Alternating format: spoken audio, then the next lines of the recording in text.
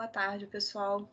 Boa tarde, turma. Sejam bem-vindos aqui à atividade, oficina de metodologia de gestão ágil de projetos, né, sobre o Scrum. Eu sou a professora Ana Clara, eu sou professora do campus Itaguaí, lotada no colegiado do curso de Engenharia de Produção. Tá? Também atuo na Engenharia Mecânica, já atuei nos cursos técnicos, a gente não fica tão preso, né? Mas majoritariamente eu atuo no curso de Engenharia de Produção. E aí, com a proposta da CEPEX desse ano, né, eu resolvi trazer essa oficina de Scrum. Assim, oficina prevê que a gente tenha algum tipo de interação, né, de atividade, que vocês façam alguma atividade que eu possa acompanhar. Nesse modelo remoto, fica um pouco comprometido, né, esse formato. Então, acaba sendo mais uma exposição mesmo, quase uma palestra, né? Só que a palestra também ela é muito genérica, e aqui a gente fala um pouquinho mais de ferramenta. Mas não consegue ser uma oficina como seria se fosse no presencial, mas a gente está fazendo o possível, né, para atender. E aí, por que eu trouxe esse conteúdo? Eu leciono a disciplina de gestão de projetos na engenharia de produção, que é uma optativa no curso de mecânica. E a gente tem 54 horas de carga horária, só que gestão de projetos é um tema muito grande. E mal cabe em 54 horas. Na verdade, a gente tem que adaptar e, né, tentar enxugar, dar foco em algumas áreas e correr um pouquinho com outras, pelo menos para conseguir apresentar a metodologia como um todo. Mas é claro que falta conteúdo, né? Assim, eu fiz um MBA em gestão de projetos, que tem 360 horas. E você não sai com tudo que você precisava saber, né? Na verdade, em curso nenhum, né? Nem na graduação, nem no doutorado. Ali você tem, na verdade, a apresentação de linhas gerais de alguma disciplina, de alguma ferramenta, no caso de uma pós-graduação, e aí depois você vai ter que aprimorar isso com a prática, com mais pesquisas. Mas o comentário que sempre tem, e eu sinto falta disso também, e os alunos comentam, é que na disciplina de gestão de projetos a gente possa apresentar algumas metodologias de gestão de projetos também, alternativas, né? Não só abordagem convencional, como proposta lá pelo PMBOK, mas também outras que estão sendo muito usadas pelas empresas. E uma das mais usadas hoje é a Scrum. Inclusive, existe certificação, muitas empresas, eu tenho alunos, vários alunos que já são certificados em Scrum pelas empresas onde estão trabalhando ou estagiando.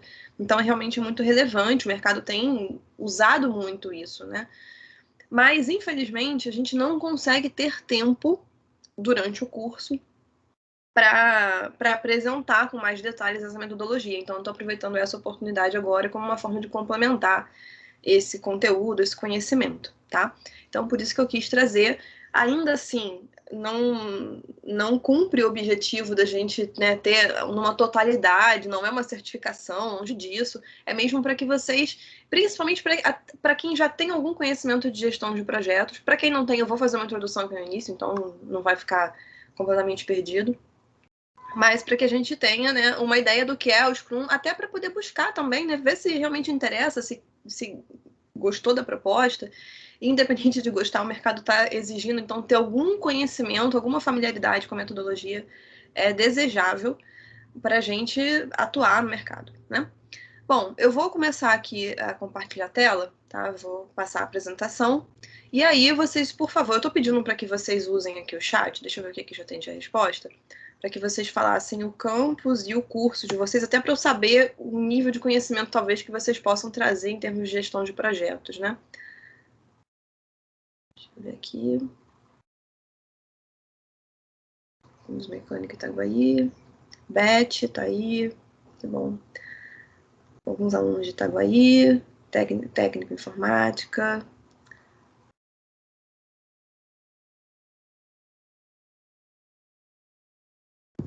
Itaguaí marcando presença, que bom.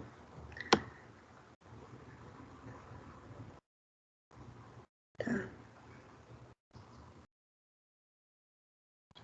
Beleza. E aí, por favor, usem esse espaço aqui do chat para dúvidas, né? Porque é o espaço que vocês têm. E aí, durante a apresentação, eu não vou conseguir esclarecer. Depois, no final, eu acho que o monitor ajuda a gente com isso, né? Eu venho aqui para esclarecer dúvidas, né? Perguntas que vocês têm, tá bom? Vamos lá, vamos começar a compartilhar a tela.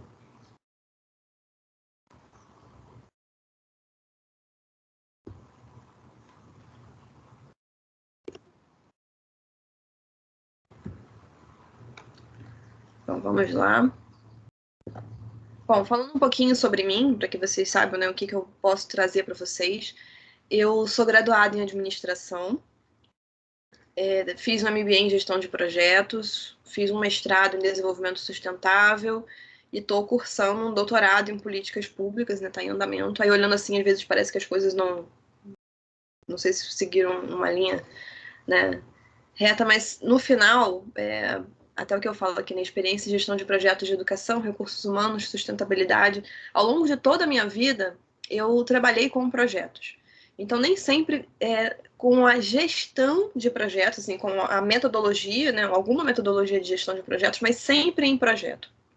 E até por isso que eu fui fazer um MBA em gestão de projetos também, porque eu queria, eu gostava daquela ideia de você não ter um processo contínuo, mas ter atividades em que você tivesse que planejar, iniciar, né, realizar, avaliar, bem a essência da administração mesmo, né?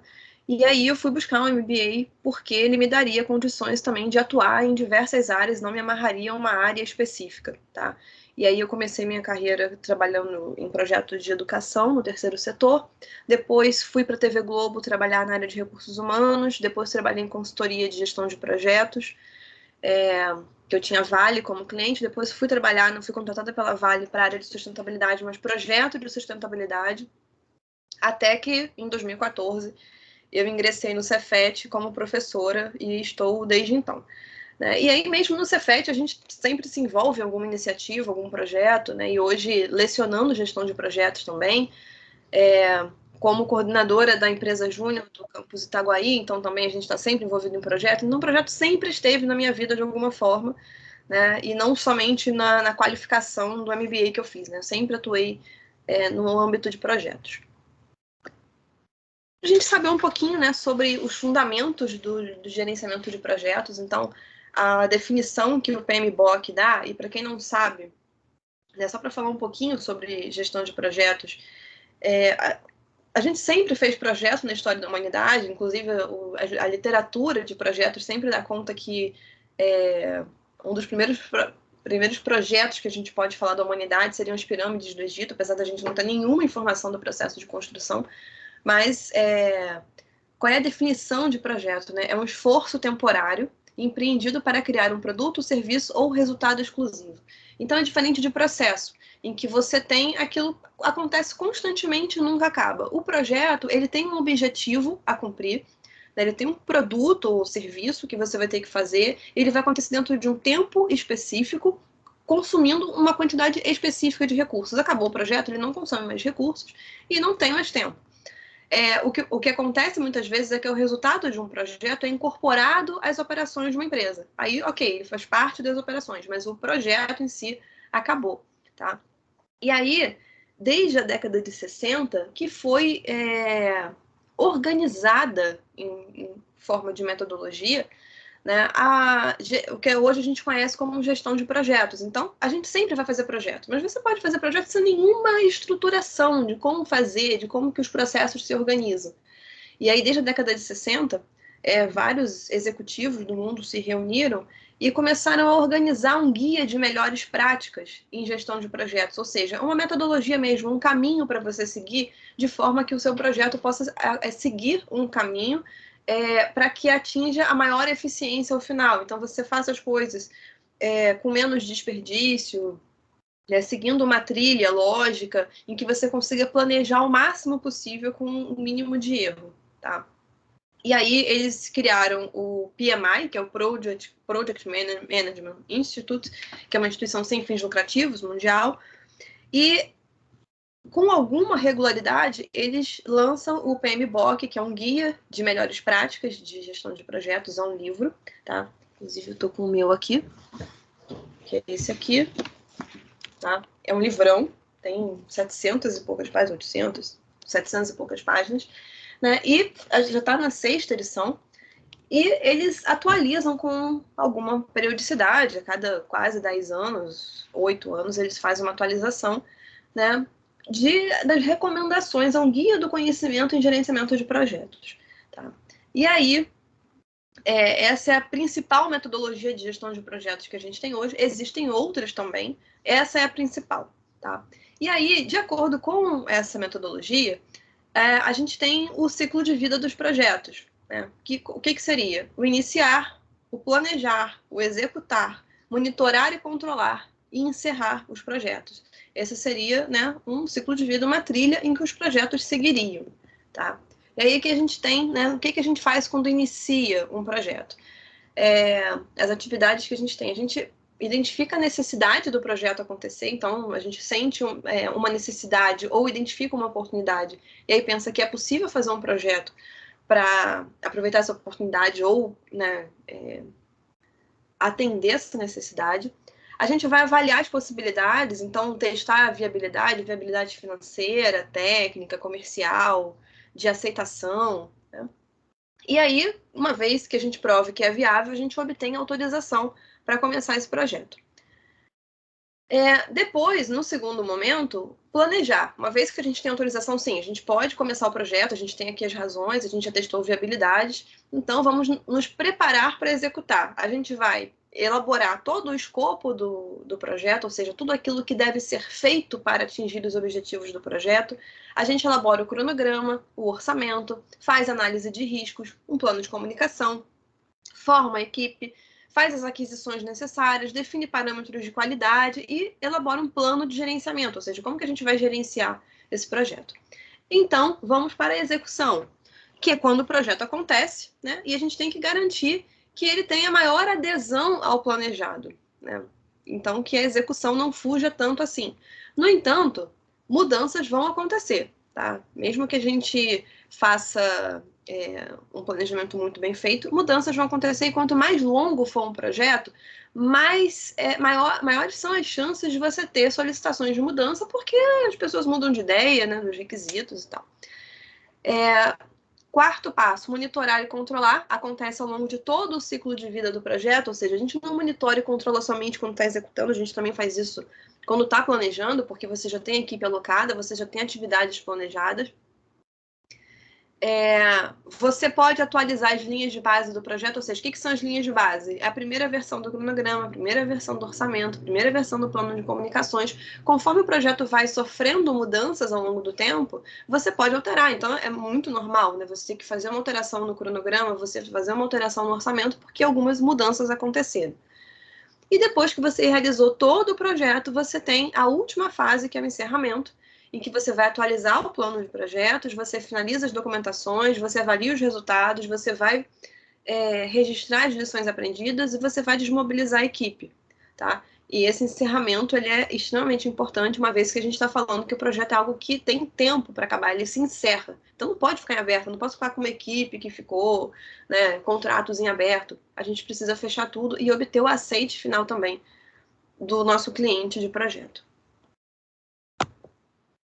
Que a gente tem uma visão gráfica do ciclo de vida de um projeto e é muito importante que a gente tenha essa visão desse ciclo de vida de um projeto, porque depois a gente vai comparar com o que seria o ciclo de vida de um projeto dentro de uma metodologia ágil, tá? Então, aqui, você vê que primeiro a gente inicia. Então, vê que as etapas, elas, né, a gente começa aqui, lá, testando viabilidade, né, vendo o nível de aceitação, aí vai ter um ápice, né, que é obter autorização, depois isso acaba, né? E aí a gente vai começar o planejamento, aqui em azul, a gente já começou a planejar desde que a gente começa a pensar no projeto.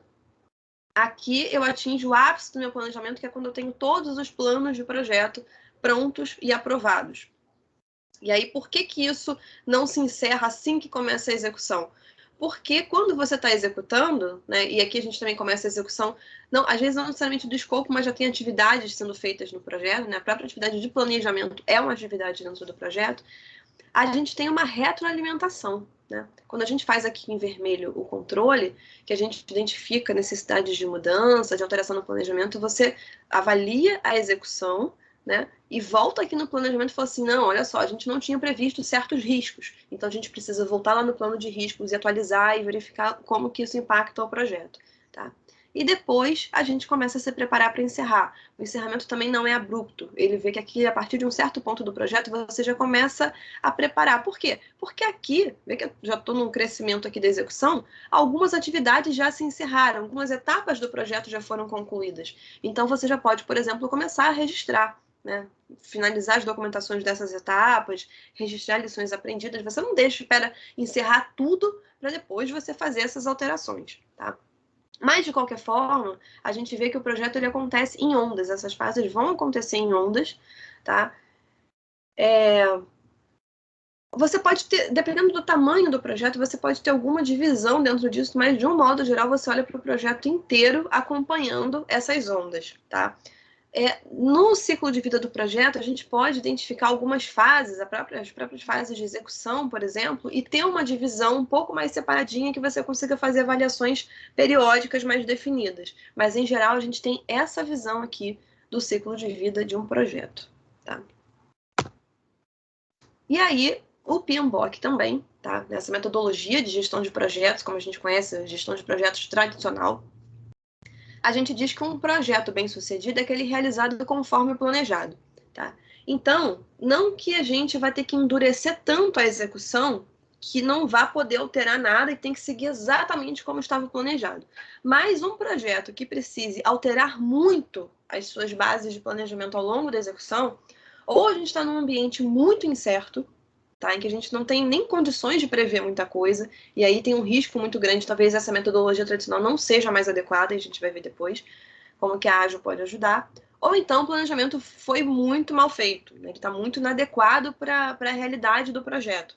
Isso acontece às vezes por falta de tempo, por falta de experiência da equipe, por falta de maturidade do gerente de projetos, né? Então você acaba omitindo algumas etapas, algumas fases do planejamento, algumas informações importantes. Acontece muito também, e aí não é algo adequado, óbvio, quando você tem um interesse em participar de um projeto, no caso de consultorias, por exemplo, que fazem propostas para empresas para gerenciarem projetos, né? E elas simplificam esse planejamento de forma a parecer que o projeto é mais simples ou que ela é mais capaz de atender, mas, né, isso não é uma verdade. E aí é claro que quando você começar a executar o projeto, você vai se deparar com a falta de várias informações, e aí provavelmente você não vai atender o tempo, você não vai atender o orçamento, e você vai, né, ter diversas outras surpresas ao longo do tempo. E aí, o PMBOK, ele define 10 áreas do conhecimento na gestão de projetos, tá?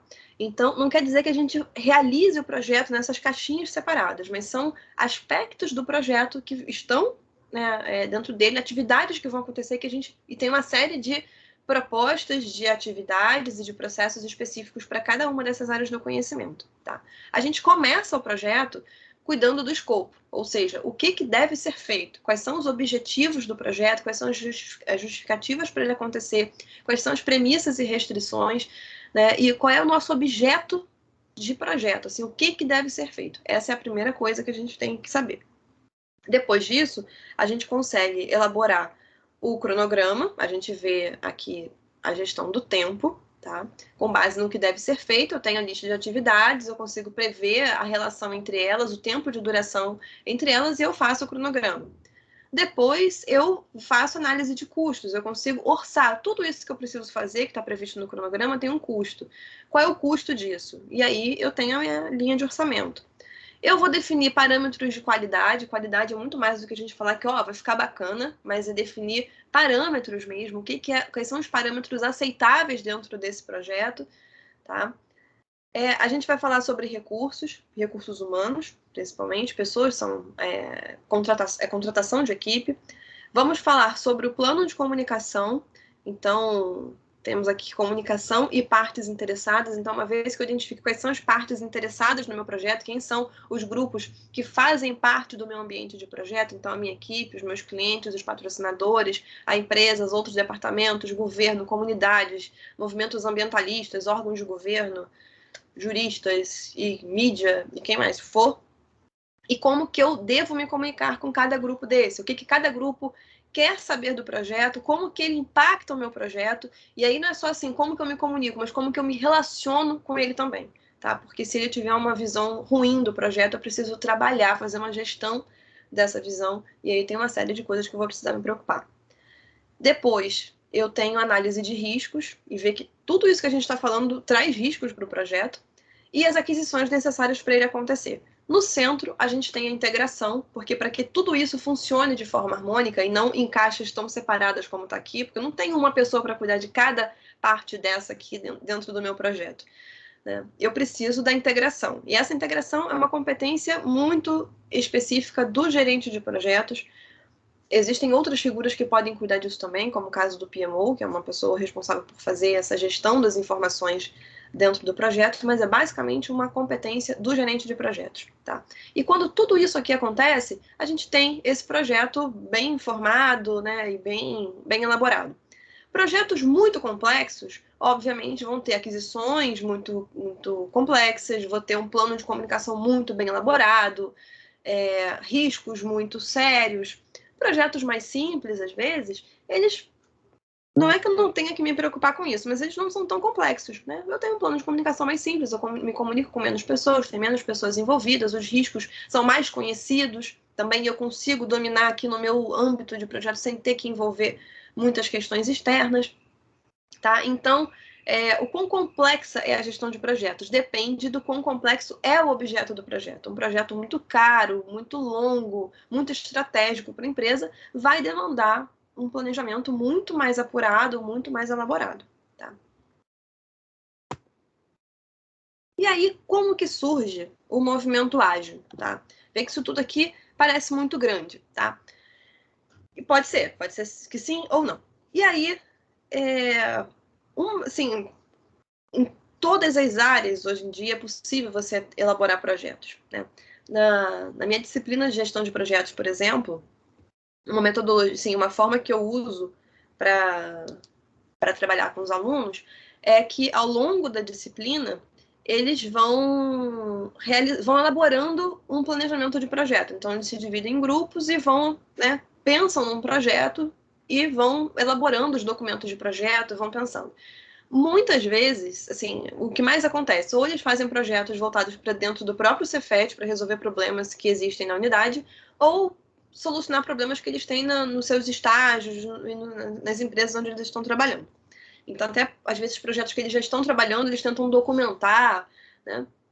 E é bem interessante. E a gente vê que, assim, às vezes, projetos voltados para dentro da unidade são muito simples, envolve pessoas que a gente já conhece muito, né? Alguns processos. E aí, eles se tornam um tanto mais simples, né? Mas o interessante é a gente ver assim, como que a mesma metodologia ela consegue resolver de forma eficiente qualquer tipo de projeto, em qualquer tipo de instituição. Né? E aí isso o que vai alterar é o quão complexo é o projeto e quão elaboradas serão essas etapas que a gente vai ter né, e sérias serão as documentações que a gente vai ter que fazer, análises mais profundas. Né? Por exemplo, análise financeira de um projeto que a gente faz dentro do Cefet, basicamente você precisa ter ali o orçamento e saber se cabe dentro do orçamento da unidade. Quando eu falo imagina assim, numa indústria, eu abrir mais uma unidade, né, mais uma planta industrial. Aí é muito grande, é muito dinheiro, são milhões de dólares, né, com risco, eu tenho que fazer análise de mercado, e aí fica tudo muito mais complexo. Né? Mas, em todas as áreas, hoje a gente pode fazer projetos. Em 2001, tá? Agora falando aqui sobre o surgimento do movimento ágil, um grupo de especialistas que trabalhavam com o desenvolvimento de software, eles começaram a perceber algumas questões bem particulares ali no ambiente de projetos que eles trabalhavam, tá? Então, eles perceberam que mudanças ocorriam tanto que, ao final do projeto, o resultado era bem diferente do escopo previsto inicialmente. Então, como eu falei, o projeto ele sofre alterações ao longo da sua realização, e quanto mais longo é esse projeto, mais chance é de você ter mudanças. Tá? Um projeto que vai durar um mês, ele está num limite de tempo ali muito reduzido, em que é menos provável que muitas coisas aconteçam de forma a alterar esse projeto. Um projeto que dure 3 anos, várias coisas vão acontecer. Né? Então, eu sempre tenho citado o exemplo agora de empresas que iniciaram projetos em 2019 e quando chegou 2020 veio a pandemia que alterou completamente tudo. que a gente tinha, né? Inclusive a alocação das pessoas para trabalhar, a forma delas trabalharem. E então isso demandou mudanças nos planos de projetos. Alguns projetos, inclusive, foram cancelados porque eles não conseguiram mais se mostrar viáveis no tempo e no dinheiro. Ou aqueles que continuaram tiveram que sofrer alterações. Mas o que esses especialistas perceberam é que muitas vezes, como você tem essa distância aqui, né? Imagina, você inicia, você faz um planejamento e você vem para execução, e se esse intervalo de tempo for muito grande, podem acontecer muitas mudanças, e no final, né, o que você tinha de resultado era muito diferente do que você tinha previsto inicialmente. E aí, o que acontecia? Não que não genuinamente sair diferente ao final é ruim, tá? Em relação ao planejado. Às vezes o planejado é que não estava bem elaborado, então o final foi melhor. Ou o que pode acontecer também? Você planeja muito bem, mas controla muito pouco ao longo do projeto. Então você vai realizando meio que esquecendo aquilo que foi planejado, né? Deixa o planejado lá na gaveta e vai fazendo como você bem entende. Funciona, funciona. Mas será que foi a melhor alternativa? De qualquer forma, você perdeu tempo, você desperdiçou recursos fazendo planejamento. Se é para não seguir, nem planeja, então. Vai fazendo aleatoriamente. Mas a chance de insucesso é grande, tá? E por isso que a gente usa a metodologia de gestão de projetos.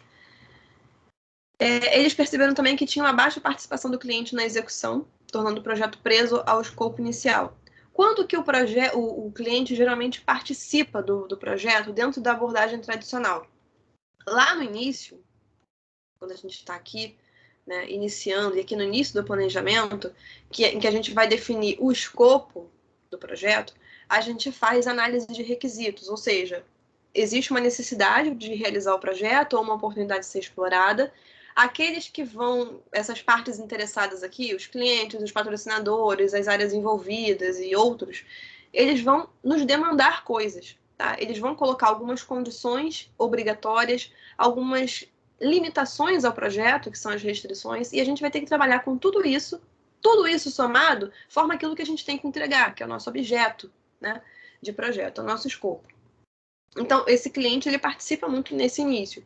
Mas, às vezes, quando você começa a executar, não existe muito retorno, não existe, às vezes, um movimento de você voltar ao cliente para checar se o que está sendo feito está de acordo com o que foi desejado inicialmente, foi demandado, ou, inclusive, se o desejo dele ainda é o mesmo, porque pode alterar. Né? Se o tempo vai passando, as condições vão mudando, o desejo dele pode ser alterado. E aí você vai acabar entregando algo ao final que não é mais o desejo dele. Tá? E aí o que você tem no final? Um desconforto de todas as partes. Então, por quê? Porque você entregou algo ao cliente que ele não desejava, não foi bem assim que ele pediu, né? Ou ele já mudou de ideia e você também não conseguiu satisfazer o cliente. Então fica um certo desconforto, e mais do que desconforto, é um desperdício, porque foi feito algo que não era necessário, não era desejado. Tá? E aí, então, eles perceberam que o envolvimento do cliente é fundamental, ele tem que saber o que quer e o valor deve ser gerado para ele. Então, mais do que qualquer coisa, é a vontade do cliente que vai contar. Ah, mas às vezes o cliente não sabe o que quer. Acontece. Quem já trabalhou em projeto sabe disso, que o cliente às vezes ele quer algo, mas ele não sabe bem o que. E aí você também, enquanto profissional de projetos, cabe a você conseguir endereçar isso junto ao seu cliente, tá? É uma habilidade que um gerente de projetos tem de conseguir encaminhar, fazer as perguntas adequadas para conseguir obter o máximo de informação desse cliente. As entregas devem ser feitas ao cliente aos poucos, em intervalos menores, para que haja checagem dos resultados obtidos. Então, em vez de eu chegar só no final e falar, olha aqui, ó, tá tudo aqui, tudo que eu fiz ao longo desse tempo todo tá tudo aqui. E aí, às vezes, é uma surpresa do que ele recebe, mas não, que eu preciso ir entregando aos pouquinhos, porque assim tem uma checagem se é bem isso, né? Então dá tempo de você corrigir a rota caso o cliente perceba que aquilo que foi entregue naquele momento, que é só um pedaço do todo, né, se está de acordo com o esperado. O cliente pode mudar de ideia, mas deverá repriorizar requisitos para que os impactos sejam absorvidos pelo projeto. O que isso significa? Senão você vai falar assim, peraí, mas o cliente pode ficar mudando de ideia o tempo todo, imagina. Aí o projeto não tem nem metodologia, porque cada hora quer uma coisa, custa tanto e dura tanto tempo. Não, porque de acordo com as metodologias ágeis, você vai ter um escopo variável, ou seja, ele pode mudar de ideia, o projeto pode sofrer alterações, mas ele começa com uma linha de base de custo e de prazo. Então, toda e qualquer alteração feita precisa respeitar isso, tá? Um exemplo até que é dado, que assim ajuda muito a gente a entender, é se a gente solicita, por exemplo, a construção de uma casa. E aí você faz lá os requisitos, eu até quero tantos quartos, garagem para tantos carros, e uma sala de jantar, né, tantos metros quadrados, e aí eu coloco que eu quero uma churrasqueira, né? Mas depois eu mudo de ideia e eu digo que não, que eu quero uma piscina, ou eu quero uma piscina também. Mas uma piscina também não cabe no tempo e no orçamento que eu tenho. Então, o que eu vou ter que fazer? Eu vou ter que repriorizar os meus requisitos. Então, eu diminuo o número de quartos, eu tiro a churrasqueira e substituo pela piscina, ou seja, eu posso alterar esse escopo, mas ainda assim respeitando prazo e custo, tá? E as entregas são incrementais, ou seja, parte por parte. Tá? Então, cada entrega que a gente faz é uma parte do projeto que vai sendo concluído. Então, você tem essa visão, né, de que o projeto, pouco a pouco, está sendo concluído. E aí, só para a gente esclarecer uma coisa, né, metodologias ágeis não necessariamente garantem que o projeto vai ser feito em menos tempo. Tá? Que às vezes acontece, mas é uma consequência. Não significa fazer o mesmo projeto em menos tempo. É uma diferença na forma da gente ver o resultado do projeto. Em vez de você esperar até o final para ver o resultado todo, você vai recebendo resultados ao longo do tempo. Tá? Então, assim, muito mal comparando, obviamente, mas para quem faz exame de sangue, se você entrar eles dão um prazo para você receber o resultado todo, mas se você for entrando aos poucos no site do laboratório, conforme vai ficando pronto, eles vão liberando. Então você já vai vendo ali, né? Tanto de tanto pronto. Então você já vai acompanhando, né? Não precisa esperar uma semana para receber o último resultado. E aí, projetos precisam de processos, ferramentas e documentação. Sim, isso aí a gente não abre mão, é óbvio que seguindo a metodologia ágil, a gente não deixa de ter processo, não deixa de usar ferramenta e não deixa de documentar.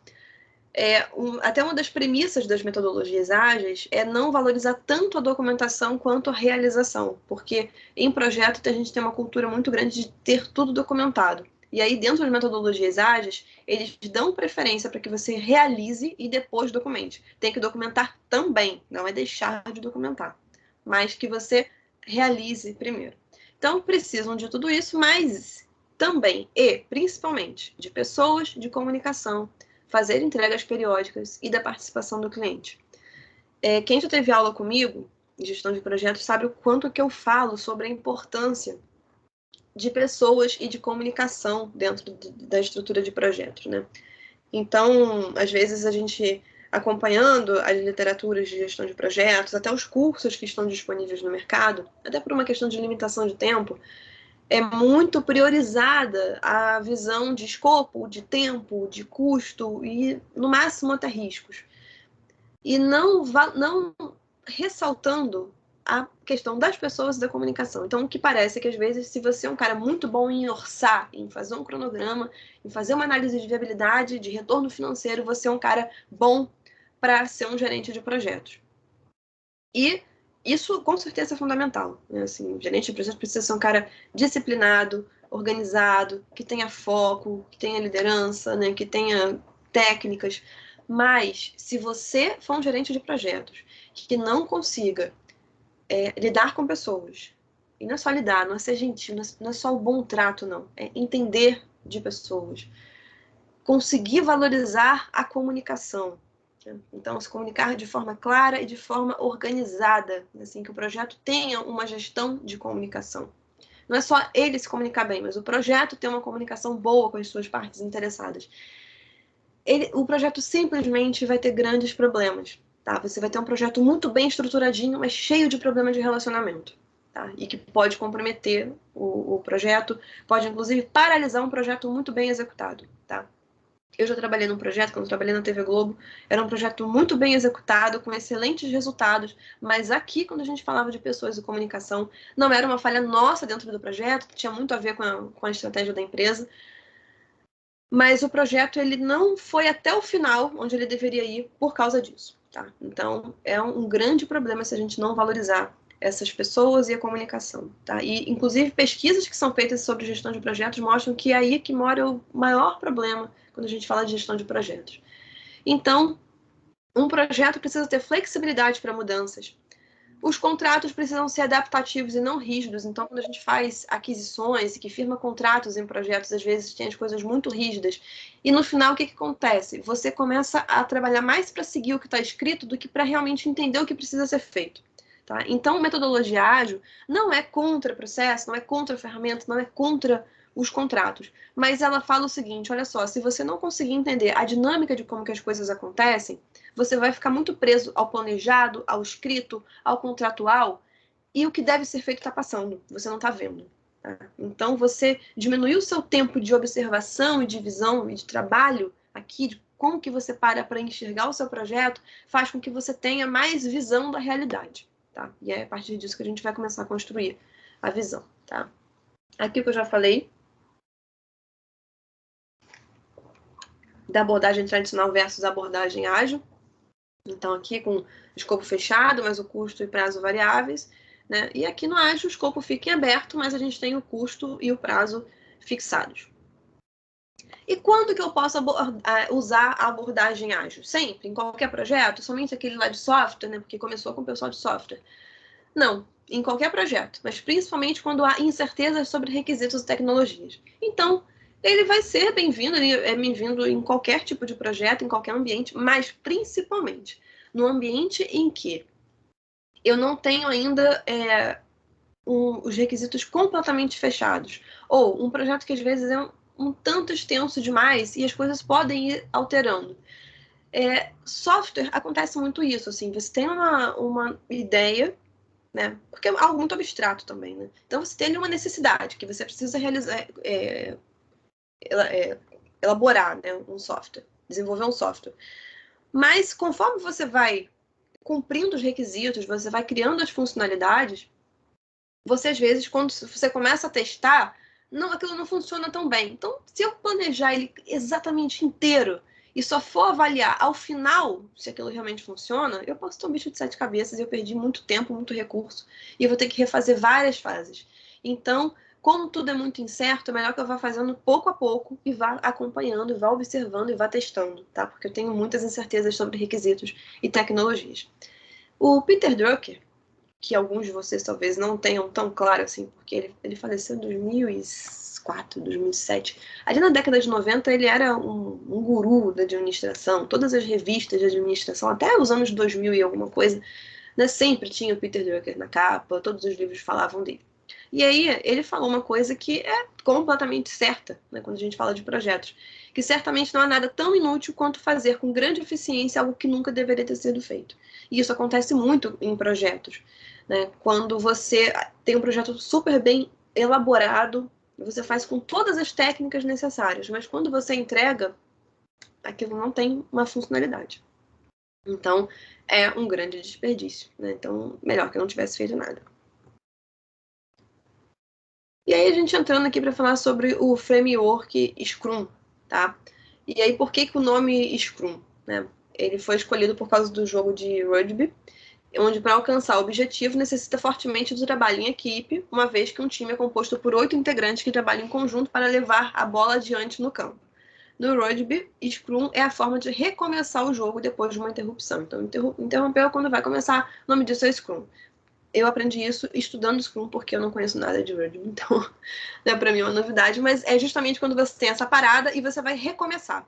Então, é por isso que deram esse nome, porque quando no framework Scrum você vai ter o projeto bem divididinho, né? E formas de você fazer uma parte, avaliar e recomeçar ele. Então, falando do Scrum, a gente tem eventos, papéis e produtos, né? E a forma de desenvolver o trabalho será definida em acordo ao longo do projeto, com foco na redução dos desperdícios. Então, mais uma vez, a gente fazer aquilo que deve ser feito, fazer, né, apenas aquilo que deve ser feito. Essa é uma premissa de gestão de projetos, né? Mas às vezes com projetos muito longos, sem um acompanhamento periódico, a gente pode se perder. De forma alguma, eu estou dizendo que na metodologia convencional de gestão de projetos, a gente não faça esse acompanhamento, tá? Mas pode ser que não aconteça, tá? Não é uma metodologia que já traz isso ali na sua carta, né? Então, dentro de uma lógica de gestão de projetos, você pode criar verificações periódicas de forma que o cliente sempre esteja perto. Eu já trabalhei com gestão de projetos tradicionais que você tinha ali, inclusive quando eu era da consultoria, eu ficava no escritório do cliente, na Vale, e você estava ali dia a dia acompanhando, né? Não era num modelo de metodologia ágil, mas tinha um acompanhamento muito de perto. Então não quer dizer que na metodologia convencional não vá acontecer isso, que você vai sempre ter desperdícios, mas pode ser que não seja estruturado dessa forma, tá? E aí aqui a gente tem isso aqui é uma visão geral do que é o Scrum, tá? Em que você tem os pilares do Scrum, os papéis, os valores, os eventos Scrum e os artefatos. E eu vou passar por cada um deles e conforme a gente for passando por cada um deles, a gente vai entendendo o que é esse framework, tá? Então aqui, nos pilares Scrum, transparência, tá? Então, definição de padrões, expectativas, conceito e visibilidade. Lembrando que eu vou ter o meu cliente muito perto de mim. Eu vou ter uma equipe trabalhando em conjunto, muito coesa, muito auto-organizada. Então, essa transparência é fundamental. A inspeção, que é a verificação periódica dos artefatos Scrum, e adaptação, que é adequar processos e produtos aos padrões aceitáveis. Então, ele precisa ser um projeto com muita adaptabilidade, com muita transparência, com muita comunicação, e a inspeção, a verificação periódica, na verdade, é uma premissa do Scrum. Tá? Quem são os personagens que a gente tem dentro desse framework, tá? Dentro desse método de trabalho? Então vamos lá, os nomes. Eu não gosto muito de trabalhar com nomes em inglês, mas nessas metodologias, como elas são globais, a gente acaba adotando essas nomenclaturas, não tendo uma tradução específica, tá? Então também não quis traduzir, porque se eu traduzir, depois vocês vão procurar na literatura com nome diferente, pode causar algum tipo de confusão, tá? Então, primeiro a gente vai falar do Product Owner, né, que é o dono do produto, que é um indivíduo, alguém nominalmente conhecido. Então, esse é um representante do cliente que vai estar junto de nós, tá? Junto na estrutura do projeto. Então, ele é o cara que entende do produto. O que ele faz? Né, as responsabilidades dele. Ele gerencia o produto. Então, se ele é o cliente, ele sabe, ele pelo menos precisa saber o que ele quer, né? Ele tem o controle dos requisitos junto aos clientes e partes interessadas. Ele é o cliente, mas não é o único, né? Ele pode ser um representante. Então, vamos supor que eu faça um projeto para a área de recursos humanos. Ele pode ser um gerente de RH, ele pode ser um analista sênior, master, né? Um especialista em recursos humanos, que vai fazer essa ponte entre o departamento, entre o patrocinador, que pode ser o diretor de recursos humanos, por exemplo, mas ele vai ser essa ponte entre esse patrocinador, entre esse cliente principal e o nosso projeto. Tá? Então, ele precisa entender do produto, do que vai ser feito, né, das funcionalidades do projeto, das necessidades que a empresa tem em relação a esse projeto. Então, ele controla os requisitos junto aos clientes e partes interessadas, ele vai gerenciar os clientes e partes interessadas junto ao projeto, então ele faz esse meio de campo, mantém a visão do produto, então, até para que a gente não perca a visão, né, a noção daquilo que a gente precisa realizar, daquilo que a gente precisa fazer. Ele planeja o trabalho, as metas e atividades junto à equipe e aceita e rejeita entregas. Então, quando a gente faz as entregas do projeto, a gente faz para esse cara. Tá? E ele que vai dizer se isso está aceitável ou não, se isso atende aos padrões de qualidade determinados. Ele tem o conhecimento e poder para tomar decisões sobre o produto, então ele define os critérios para entrega, aceita ou rejeita os incrementos e pode fazer alterações em funcionalidades. No fundo, ele é que entende do objeto que a gente está trabalhando. Tá? A gente vai executar. Temos também o Scrum Master, que pode ser o gerente de projetos, mas pode não ser também, pode ser uma outra pessoa, pode ser o PMO, por exemplo, né? Mas geralmente é o gerente de projetos que faz o papel de Scrum Master, que é o facilitador da equipe, é o cara que vai gerenciar tudo, né?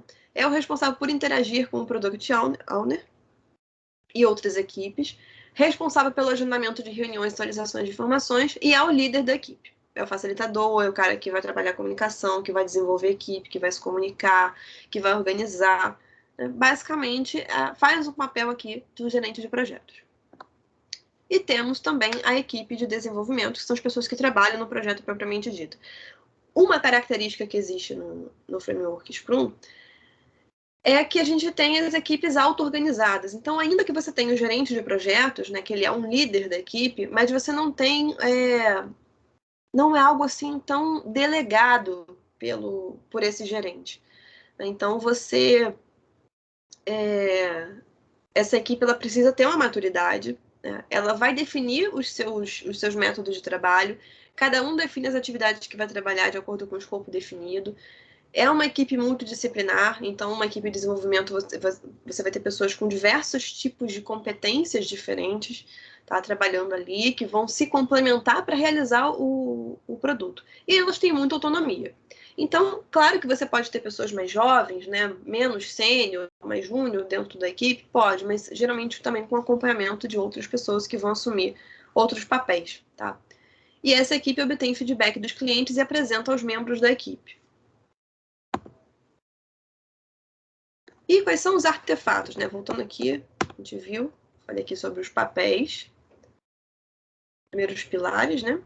Os papéis. E agora os artefatos Scrum. Para a gente entender os nomes, porque esses nomes vão ficar aparecendo e a gente vai se perdendo na história de quem é quem, tá? O Product Backlog, o que é isso? Vamos pensar que a gente, quando começa um projeto, a gente tem uma lista de coisas que devem ser feitas. Então, o produto do nosso projeto, né, a entrega que a gente vai fazer, na verdade, é dividida em diversas entregas. São pequenas entregas que vão sendo feitas até que você tem o todo feito, tá? Então, é uma lista ordenada de tudo que deve ser necessário no produto e a origem única de requisitos. Então, tudo que foi requisitado no projeto, tá? É isso aqui. É uma responsabilidade do Product Owner. Então, ele, como o dono do projeto, o cara que entende daquilo que vai ser produzido, ele que tem o controle disso aqui, que diz, ó, tem que ser isso, tem que ser aquilo, mudou, não mudou, vai ser dessa forma, tá? E lista características, funções, requisitos, melhorias e correções que devem ser feitas nas futuras versões. E aí, a gente tem, né, essa visão aqui, é tudo que precisa ser feito. E temos também o Sprint Backlog. O que é o Sprint Backlog? A gente vai ver que o projeto, e aí...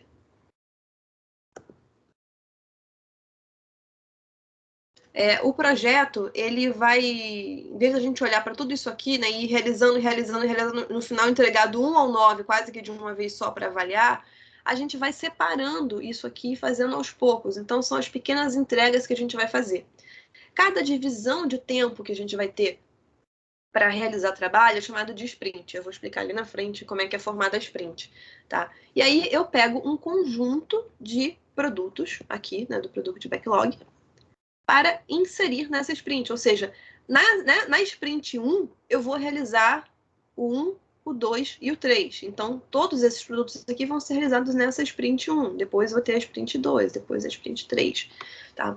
E aí a gente vai entregando esse projeto aos poucos e vai acompanhando, vendo se, né, 1.1 tá ok? Ok. 1.2 tá. 1.3 e o 1.4 deu problema. Então, inclusive, prende o 1.5. Aí a gente resolve aqui antes de fazer outras etapas. Tá? Então, o Sprint Backlog é o conjunto de itens do backlog do produto selecionados para a sprint atual e o plano de trabalho para atingir o objetivo da sprint. Com base nisso aqui, a gente faz um plano de trabalho para realizar naquele tempo que a gente tem.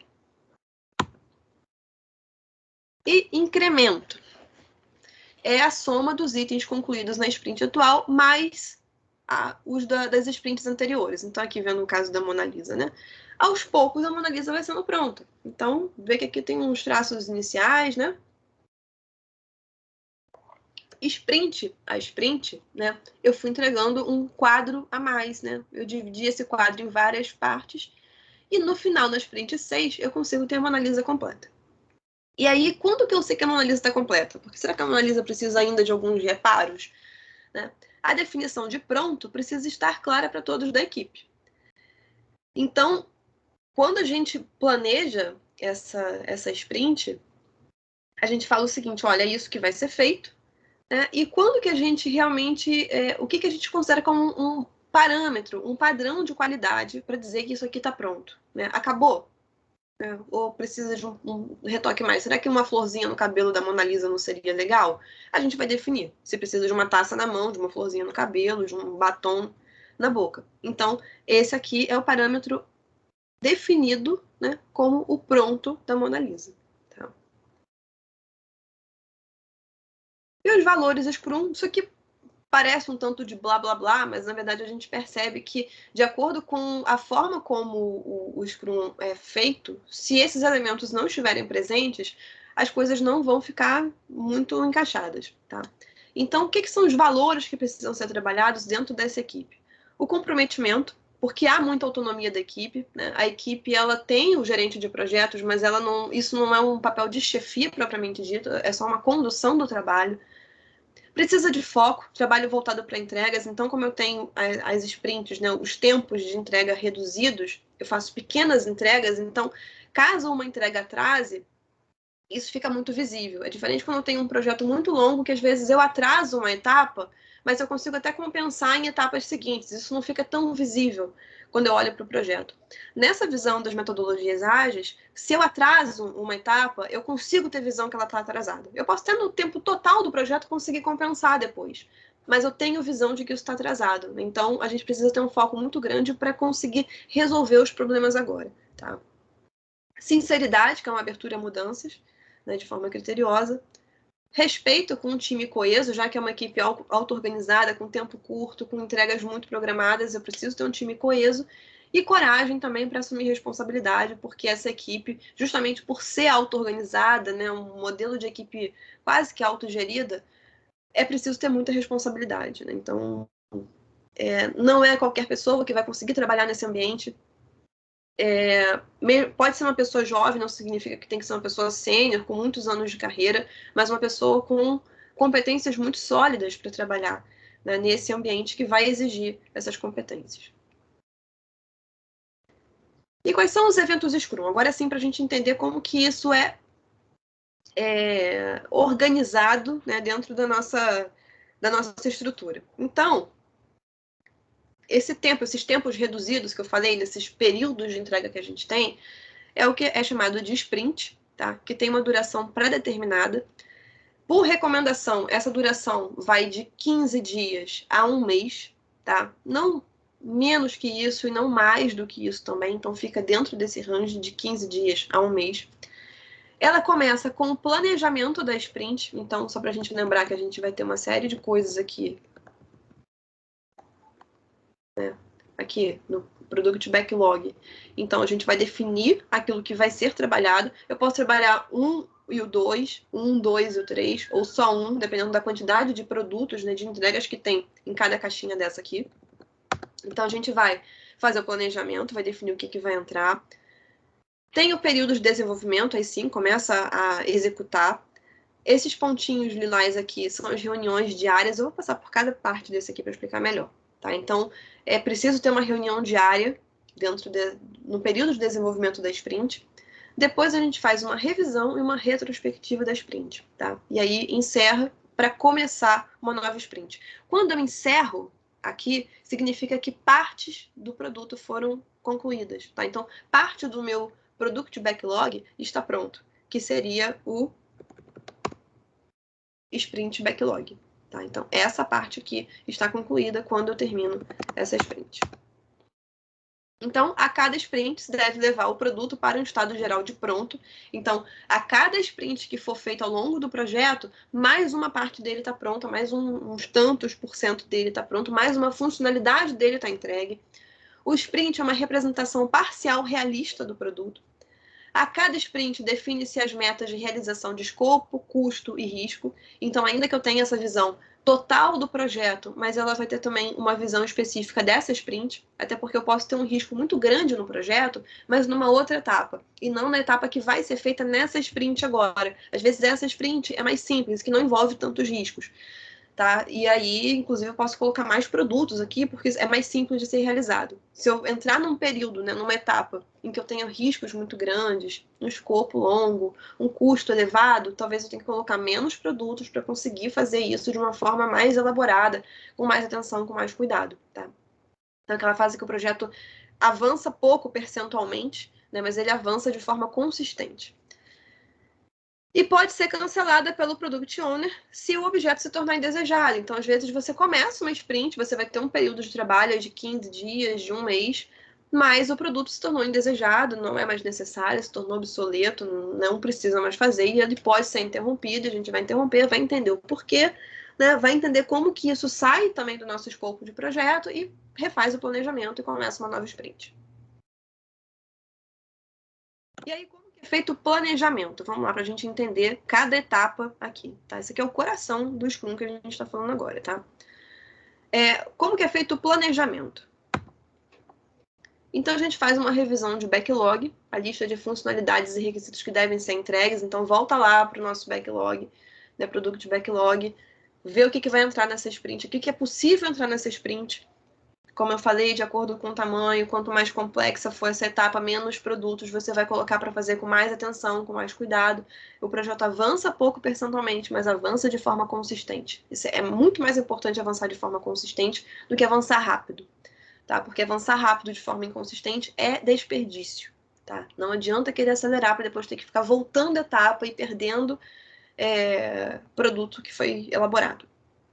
Discussões e estimativas da equipe, então a equipe vai ter que discutir, fazer estimativas, né? Fazer todo um plano de trabalho para essa sprint que vai acontecer. Então, o que vai ser feito, como vai ser feito, em quanto tempo, quanto custa, quem vai ficar com cada etapa. Então, dentro da equipe, quem vai fazer o quê? Então, você já tem ali as pessoas até com as suas competências, com as suas funções. Então, quem vai estar alocado em que funções, o que pode fazer, que ferramentas vai precisar, que processos que vai usar, com quem vai ter que se comunicar, qual é o plano de comunicação para esse período, como que o trabalho vai ser realizado. Você faz um plano para entregar essa meta da sprint.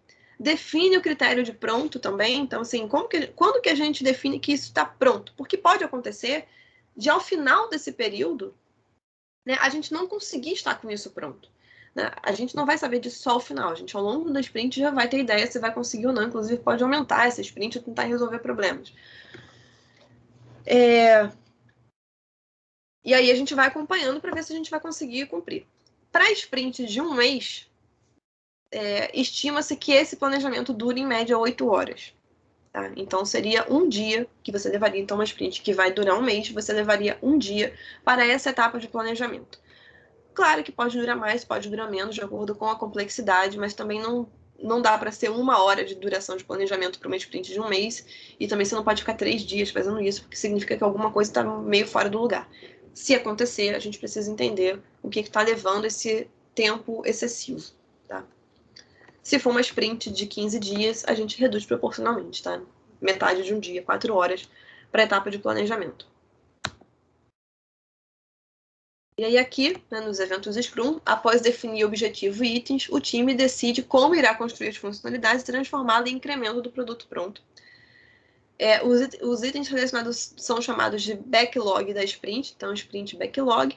E ao planejar a sprint, a equipe deve ser capaz de explicar ao Product Owner e ao Scrum Master como se organizará para criar o incremento. Então, vê que aqui, né, de cada item do Product Backlog, a gente pega aqui um item, né, e vai ver quais são as etapas. E aí, a equipe, como ela é auto-organizada, não é o Scrum Master, o gerente de projetos, que vai falar, ó, fulano faz isso, você faz aquilo. A equipe já tem as suas alocações, ela vai se dividir. Claro que o Scrum Master, o gerente de projetos, pode fazer, né, pode dar essa ajuda, mas em geral essa equipe ela já é auto-organizada e a gente precisa apresentar para o Scrum Master e para o Product Owner como que nós vamos nos organizar para construir esse produto da sprint, tá? As reuniões diárias que eu falei, né, as bolinhas lilás que estão aqui, todos os dias. Quem trabalha em operação sabe que todo dia geralmente tem aquele diálogo de saúde e segurança, né? 15 minutinhos, 5 minutinhos ali antes de começar o expediente. Seguindo a metodologia do Scrum, a gente precisa dessa reunião diária de 15 minutos, não passando muito disso, tá? É conduzida pela equipe, não precisa da presença do gerente, tem como objetivo sincronizar as atividades, então a gente tem um plano de trabalho, e esse plano, ele é diário, tá? Então, nessa reunião, a gente checa o que aconteceu nas últimas 24 horas, se o realizado foi de acordo com o planejado, os problemas que surgiram, qual é o plano para as próximas 24 horas, o que pode ter de problema, e a gente tenta resolver, tá? Sempre tentando entender os obstáculos antes que eles sejam realidade, tá? Para a gente conseguir se antecipar e não deixar que eles realmente sejam obstáculos, tá? Exige foco e disciplina. Então, tem equipes, inclusive, que fazem essas reuniões em pé, não fazem sentado, não pega uma sala, liga ar-condicionado, pega cafezinho, porque senão dura muito mais do que 15 minutos. Não se fala do futebol, não se fala de nenhum outro assunto. É um foco específico na nossa pauta. Quer tomar café, toma depois. Mas aqui, durante a reunião, a gente vai seguir a pauta para conseguir ter objetividade, né? Até porque a gente tem entregas muito pontuais, com tempo reduzido, então a gente precisa ter um ritmo, né? Esse trabalho com as metodologias ágeis, eles exigem um ritmo dessa equipe, né? Se a gente não conseguir imprimir esse ritmo, se essa equipe não for capaz de ter um ritmo de trabalho, a gente não vai conseguir seguir a metodologia Scrum. Na verdade, vai ficar se atropelando, achando que consegue, mas não vai conseguir cumprir. Tá? Então precisa de uma equipe madura, disciplinada, com foco. Por isso que a gente ressalta tudo isso como um valor necessário, né? Que quando a gente fala parece um blá blá blá, mas realmente se não tiver, a gente não consegue seguir, não consegue cumprir o proposto pela metodologia, tá? Essas reuniões também, elas aumentam o nível de conhecimento e engajamento da equipe, porque a gente está sempre participando da rotina do projeto, a gente está sabendo de tudo que está acontecendo em volta, a gente consegue opinar, consegue contribuir, consegue crescer com isso também, então você não fica só focado no que você faz, né? Mas você está tendo uma visão do todo e isso acrescenta muito também para a visão do projeto. Tá? A revisão da sprint. Então, voltando lá, gosto de voltar para a gente ver.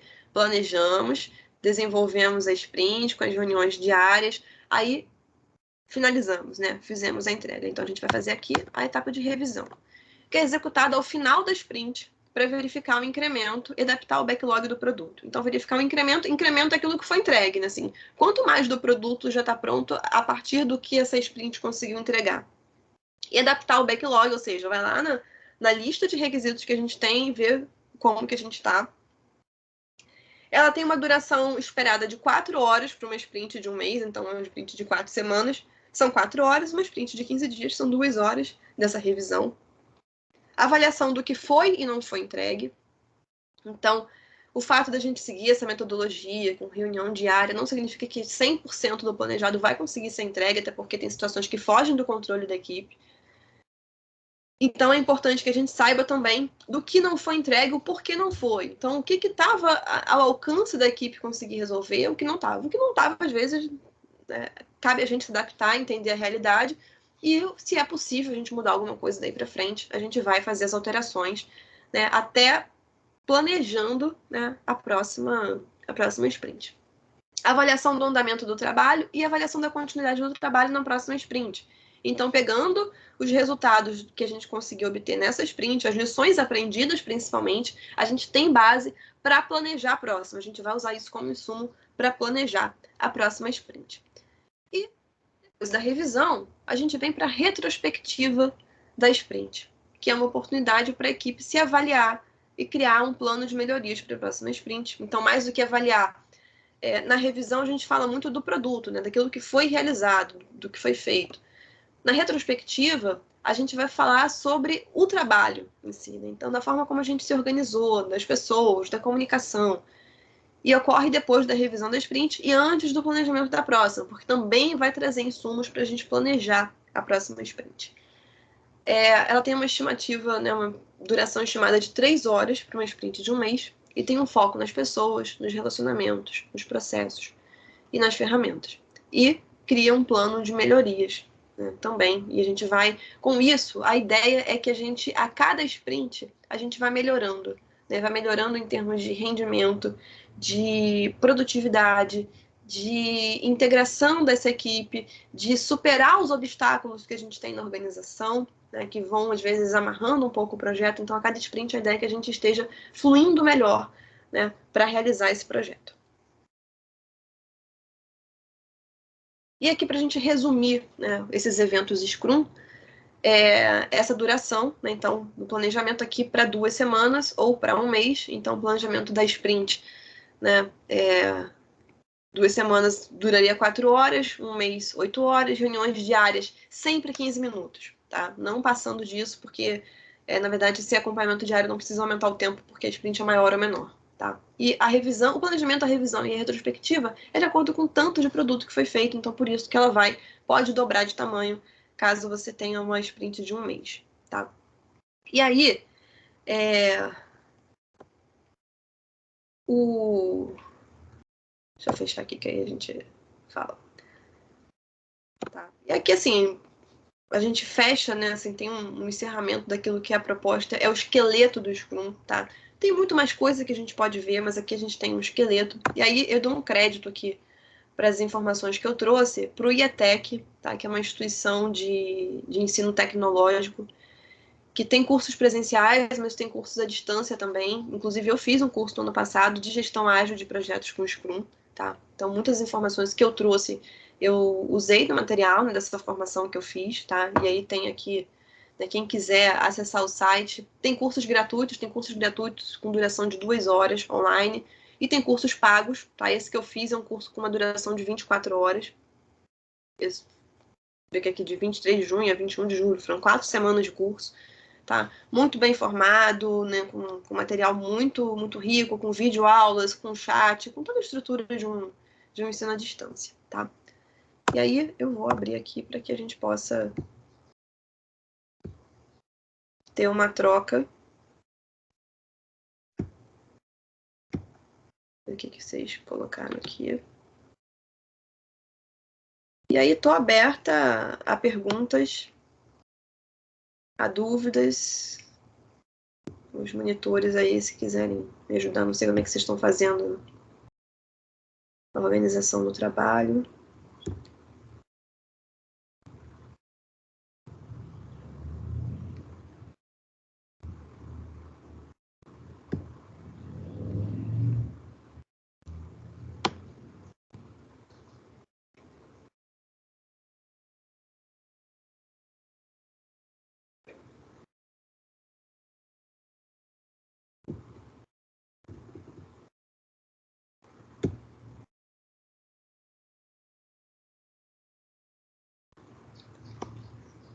É assim, uma coisa que é importante, né, quando a gente fala sobre o Scrum, quem quiser pode ir colocando perguntas aí que eu vou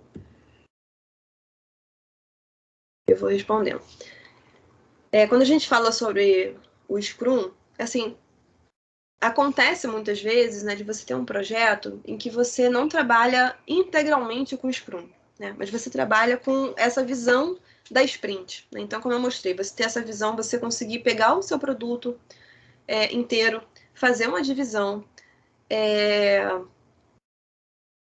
verdade, assim, pegar o objeto que você tem no projeto, você fazer uma divisão por partes desse projeto, tá? Desse produto que você tem, e você criar essa estrutura, como o planejamento, você faz o desenvolvimento, você faz a revisão, você faz a retrospectiva, você ter o cliente mais perto de você fazendo esse acompanhamento, não simplesmente você faz um pacotão e entrega para ele, mostra lá para ver se ele realmente quer, né? Se ele gostou, para que você evite desperdício. Então, às vezes, assim, você não tem integralmente o Scrum aplicado, mas você pega alguns incrementos do Scrum, né, e vai trabalhar, você vai adicionando essa visão de metodologias ágeis dentro de uma estrutura mais próxima do tradicional da gestão de projetos, tá?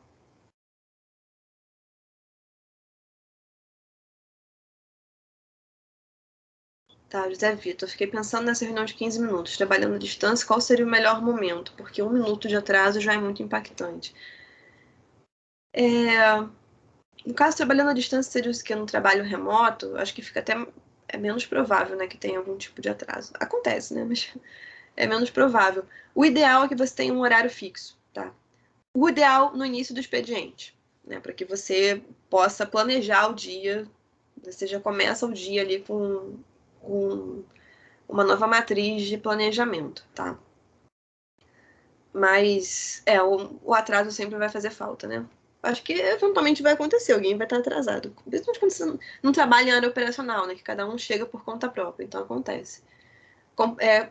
Compromete, tá? E por isso que, assim, quando a gente vai falar sobre os valores, né? Sobre os pilares, que a gente fala sobre foco, sobre disciplina, Na verdade, são competências necessárias para qualquer trabalho, para qualquer ambiente, né? Se a gente não tiver foco, não tiver disciplina, nada acontece, né? Essa oficina aqui não aconteceria se não tivesse trabalho, foco, disciplina de um monte de gente que está colaborando para o evento acontecer, para cada um que está vindo expor, né? Mas quando você tem esse trabalho assim muito, né, muito compassado, vai ficar muito evidente caso você tenha falhas, né? Assim, fica muito notório onde que a falha está acontecendo. Esse intermediário entre o product owner e a equipe.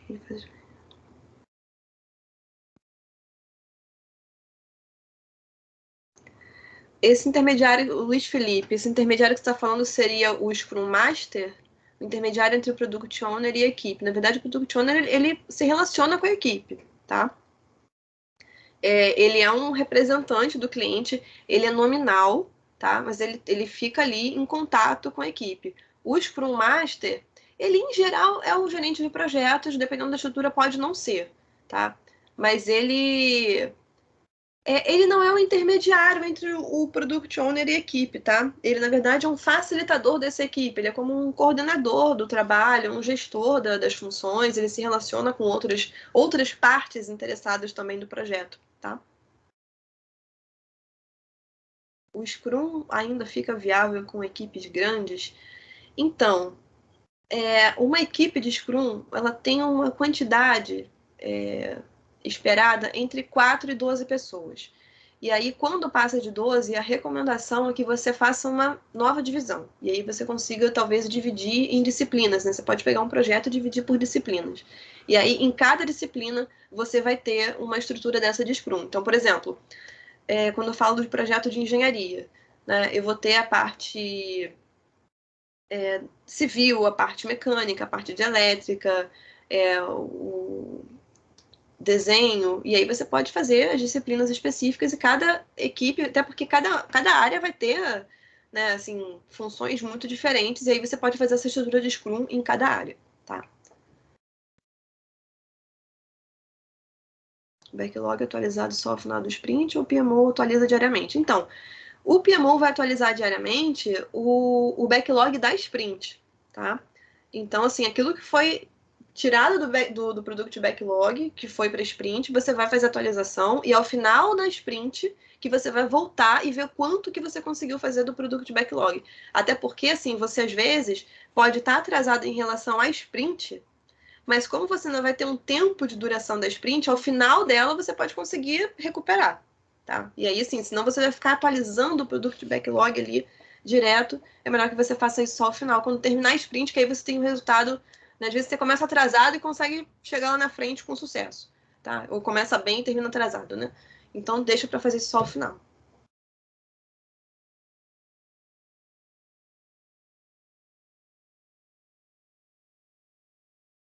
Quais softwares são interessantes para gerenciamento de projetos?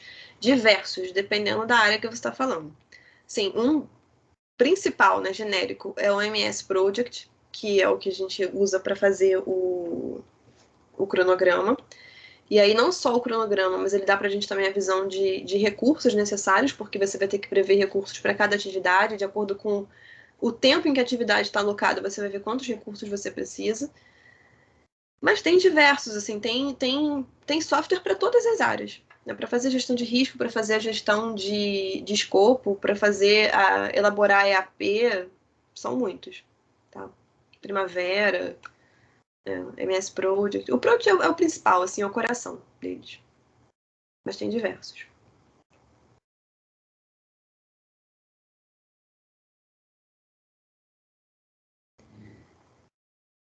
Se a MS Project tem alguma parte que explicita como é a comunicação da equipe? Não, não. Comunicação. Aí, assim, aí tem coisas que você não vai fazer no software, né? Você vai ter algumas ferramentas, algumas matrizes que você vai usar. Por exemplo, quem faz gestão de projetos comigo, eu forneço para vocês alguns exemplos de documentos que vocês usam, né? Então, como fazer um plano de comunicação? Pode ter software, eu não sei de software para isso, mas você pode conseguir fazer. Né? Mas você tem matrizes ali que você vai conseguir ter uma visão de quem são as partes interessadas, o que do projeto essas partes querem saber, se o interesse delas é positivo ou não, porque tem partes que não têm interesse positivo, né? Quando você fala de uma construção de um empreendimento industrial, você vai ter ali, às vezes, comunidades, você vai ter movimentos ambientais que não querem que o projeto aconteça. Então, o que eles querem do projeto não é não é uma relação boa, na verdade eles querem um impedimento. Então você, enquanto líder do projeto, vai ter que ter uma forma de diálogo com esses caras de forma a mostrar que existe uma relação ganha-ganha, né? Desconsiderando aqui, né, desconsiderando que eu sou professora de ambiental também, né, que às vezes realmente vai ser muito impactante para esses movimentos, né? Tô falando assim, pensando na estrutura de que a gente está fazendo o gerenciamento de projetos. Eu preciso saber desses grupos o que eles querem do meu projeto. Às vezes é que o projeto não aconteça. Daí eu vou ter que me relacionar com eles de forma a convencer que é bom que aconteça. Tá?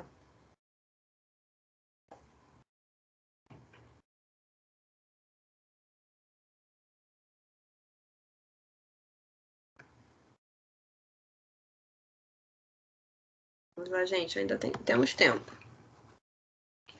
E aí, eu não sei se vocês conseguem ter aqui, ficar com o meu contato, né? Quem tiver depois perguntas, questões, pode me mandar pelo chat do Teams também, tá? A qualquer momento, mesmo que não seja meu aluno aqui de Itaguaí, que eu respondo. Professora? Oi. Oi, professora. Boa tarde, meu nome é Patrick Moraes, sou do Cefes Itaguaí, seu aluno em diversas matérias. Primeiro, parabenizar pela apresentação, deixou muito claro a ferramenta, principalmente a parte de eventos de Scrum, que é um pouco complexo. Então, parabenizar pela apresentação. E a minha dúvida está em relação à revisão da sprint. Você fala aqui, a avaliação do que foi e não foi entregue. Queria saber se tem mais algum indicador, outros indicadores que são mostrados nessa parte de revisão, quais são esses tipos de indicadores, e se eles são, e quando eles são estipulados, né, nessa apresentação, se é na parte de planejamento ou ao longo dessa reunião diária. Então, eu tive que simplificar bastante aqui, né, para esse encontro, apesar da gente ter 3 horas de duração, mas é muito imprevisível, né, porque às vezes a gente se planeja para falar um tempo e fala muito mais ou fala muito menos. Na verdade, isso aqui, se fosse presencial, duraria bem mais, né, do que aqui a gente acaba antecipando um pouco a fala. Mas quando a gente faz um curso de Scrum, por exemplo, como esse que eu fiz no IETEC, isso que eu falei hoje, na verdade, eram 6 módulos. Isso aqui era só o módulo 3, que é o coração do Scrum. O 2, o 4, o 5 e 6 são acessórios, tá? E parte desses acessórios justamente são essas ferramentas que ajudam a gente a controlar. Então a gente fala sobre Kanban, fala sobre o Lean, fala sobre outras ferramentas também, né? Todas as ferramentas, por exemplo, de gestão da qualidade, de gestão do tempo, que ajudam a gente a organizar o trabalho. E aí, assim, eu não trouxe primeiro, porque aí também, imagina, eu tenho que começar a explicar o que é Kanban, o que é Lean, e vira uma aula de gestão da qualidade e já começa a fugir aqui do assunto, né? Aí vira uma disciplina e não uma oficina. Que aliás seria muito bom se a gente tivesse isso como uma disciplina integrada, como optativa, talvez, né? Eu acho que é um caso a se estudar mesmo. A gente não faz mais, às vezes, por falta de braço para fazer, mas a gente sabe que precisa. E aí são acessórios que ajudam a gente. Quando nessa reunião diária, por exemplo, Alice, eu já vou responder a tua pergunta, tá? Já vi aqui. Na reunião diária, inclusive recomendado que a gente use o método do Kanban, né, daquele método dos cartões, para a gente entender o que tem que ser feito, o que já foi, o que não foi, onde tem problema. Então, pelo método dos cartões, você consegue fazer essa análise. Tá? Então, são ferramentas que são usadas, e o ideal é que seja feito nessa reunião diária, para que você vá acompanhando ponto a ponto. Acho que eu consegui responder a tua pergunta. Vou responder aqui da Alice, qualquer coisa, Patrick, você escreve aí para mim. A Alice falou, no meu estágio, as reuniões para atualização são semanais. Acredito que seja pelas mudanças constantes e surgimento de demandas, e por não ser operacional, não ocorrem as diárias. Então, Alicia, semanal, eu também, quando eu trabalhei com PMO, eu já fui PMO de projeto, e a gente fazia semanal também, mas a gente não trabalhava com metodologia ágil, tá? Como eu falei, às vezes você pega um pouco da metodologia ágil e faz né, uma caipirinha ali, faz um drink, um drink misto ali. Então, a gente tinha essa visão por fases e tal, mas não acontecia, não era diário também não, era semanal, pra gente era suficiente. Aí o que acontecia? Em alguns períodos, e era o projeto do relatório de sustentabilidade da Vale, então em alguns períodos você tinha as coisas acontecendo assim mais espaçadas, então as etapas daquele período do projeto, as atividades elas eram mais longas, então elas duravam uma semana, duravam 15 dias, duravam 10 dias. Mas quando você começava a chegar para o fim do projeto, perto do lançamento, em que assim, qualquer atraso vai atrasar o lançamento do relatório, você tinha que fazer verificações diárias. Então, assim, todo dia a gente tinha que parar e fazer um acompanhamento, vem cá, como é que tá? Porque, assim, a gente estava muito perto do final. Se você tivesse acompanhamentos muito espaçados, você perdia o time. Tá? Então, assim, isso pode ser adaptado. Nesse caso, não significa que você está trabalhando com Scrum, tá? Você está trabalhando com talvez uma boa metodologia de gestão de projetos. Isso também é importante para a gente ver que, assim, não necessariamente o fato do Scrum trazer bons resultados e ser muito bem aplicável a algumas realidades de projeto, ela vai ser sempre a melhor alternativa, tá? Porque dependendo do que você faz, se você tem, assim, atividades muito extensas, muito longas, pode se tornar um pouco excessivo você fazer essa quantidade tão grande de reuniões e de divisões, tá?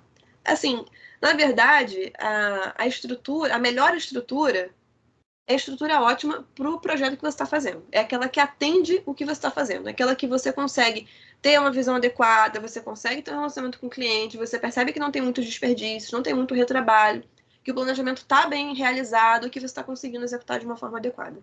Tá? E que tem uma percepção de qualidade tanto da equipe do projeto, que fica satisfeito com o que entrega, quanto o cliente que fica satisfeito com o que recebe. Tá? Então, assim, não existe resposta certa que tem que ser diário, né? Ou não, pode ser semanal. Vai ser o que funciona, tá? Então, como você falou, pode ser mais adequado dependendo do fluxo dos projetos, pode ser. Se vocês acham que dessa forma vocês conseguem ter uma visão do projeto e principalmente, né, assim, que é o diferencial do Scrum, é você conseguir se antecipar às situações. Né? Você conseguir ter uma visão mais próxima do projeto e conseguir se antecipar às situações críticas antes que elas sejam uma realidade. Tá? Se isso consegue acontecer, tá adequado. Depende do projeto.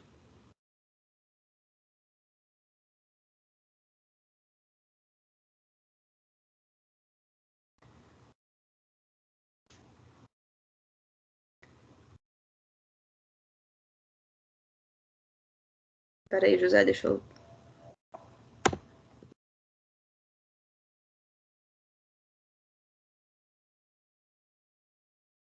Então, artefatos sim, são as entregas.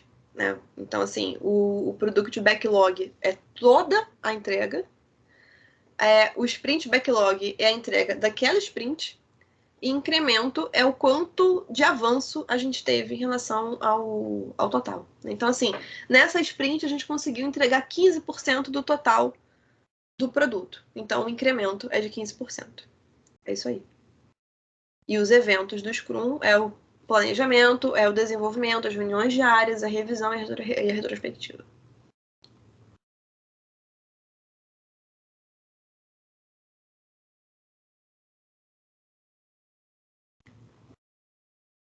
E aí, o que eu sugiro, né? A gente, felizmente, está tendo esse ano aqui essa oportunidade, né, de ter esse encontro, que, assim, aqui é um cheiro, né, do Scrum. Até para mim, né, que fiz o curso, já trabalhei com tanto de metodologia ágil. Na Vale, eu participei de um projeto que tinha metodologia ágil também, que era o desenvolvimento de um software para o meu setor. Na verdade, eu era esse cliente que ficava próximo deles, né? Eu era como Product Owner. Mas, assim, se eu quisesse me tornar hoje uma profissional de Scrum, talvez eu tivesse que estudar mais e participar de projetos. Então, assim, aqui a gente tem vocês estão, né, entendendo esse mundo Scrum, né? Quem já fez gestão de projetos talvez conseguindo associar o conhecimento de uma coisa com a outra. Quem não fez ainda gestão de projetos, deu uma pincelada no início, aí fica aí com essa ideia, que não trabalhou com projetos ainda. Agora, se interessando, vendo valor, ou se a empresa de vocês já trabalha com isso, ou se vocês percebem, né, como a Alice, que já tentou relacionar isso aqui com o que ela está fazendo na empresa, percebeu o valor? busca, tá? Assim, o IETEC é uma sugestão que eu dou porque eu gostei, mas não é o único, tem diversas instituições que vão trabalhar com isso. Cuidado para não cair nas falsas propagandas, tem muita coisa ruim também na internet. Já tinha antes e depois da pandemia popularizou e aí acaba às vezes perdendo um pouquinho de qualidade. Mas tem muita coisa boa, tá? A própria gestão de projetos também é uma ferramenta muito valiosa para a gente conseguir ser um profissional mais efetivo. Então, independente de onde vocês estão aqui, que tem gente aqui de tudo, né? Das engenharias, dos técnicos, mesmo os técnicos, né? Não é só um profissional da graduação que vai participar de projetos. Os técnicos trabalham muito com projetos e às vezes até na gestão mesmo, na liderança de projetos técnicos. Então, são ferramentas muito importantes, muito demandadas. E qual é o diferencial? Eu costumo chamar, eu fiz administração na graduação e depois gestão de projetos. Eu chamava gestão de projetos de administração com ferramentas. Então, na verdade, você faz uma grande pincelada ali do que é administração e inclui ferramenta para trabalhar com tudo. Né? Seja ferramenta software, seja modelos que você vai ter de documentos. Então, você conseguindo trabalhar com gestão de projetos, e sendo da área que você for, vocês são de áreas diversas aqui, você fica um profissional muito desejado e muito completo, porque você vai ter o conhecimento técnico e esse conhecimento, essa competência, essa capacidade de realizar coisas. Porque às vezes a gente fica muito preso à nossa técnica da nossa formação e na hora de você empreender coisas, ou seja, tirar a ideia do papel e tornar aquilo realidade, falta um pouco de jeito, de técnica, de conhecimento. E gestão de projetos dá essa visão, ajuda a gente a tirar coisas do papel, da ideia, do campo, né, do ideário e transformar isso em realidade. Esse profissional é o que qualquer lugar quer, tá? É aquela pessoa que tem conhecimento técnico e consegue realizar, que vai ter gente trabalhando junto, que vai conseguir pegar aquilo, transformar, criar um plano e realizar esse plano, tá? Então, assim, realmente a dica que eu dou para vocês, tá? Se eu tenho uma dica, um conselho que eu posso dar para vocês, seria esse, tá?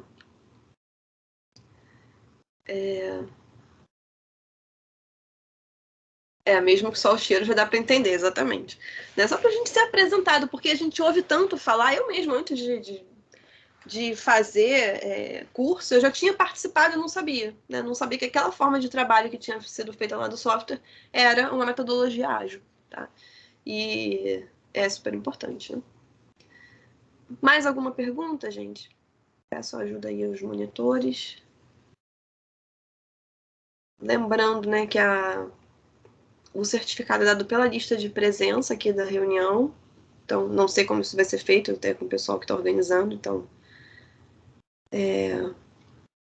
tá aqui, ó, o Vinícius, o monitor, deixou aqui a lista de presença para que vocês assinem. Tá? Pedir para vocês assinarem para depois terem o certificado de vocês, tá? E se quiserem algum papo, alguma coisa, deixo o meu chat do Teams aí à disposição de vocês, tá? Acho que a gente fica com a reunião aberta aqui mais um tempinho. Quem tiver pergunta, vou só fechar a câmera e o microfone aqui, tá? Mas quem tiver alguma pergunta, alguma coisa, pode deixar aí no chat, tá bom?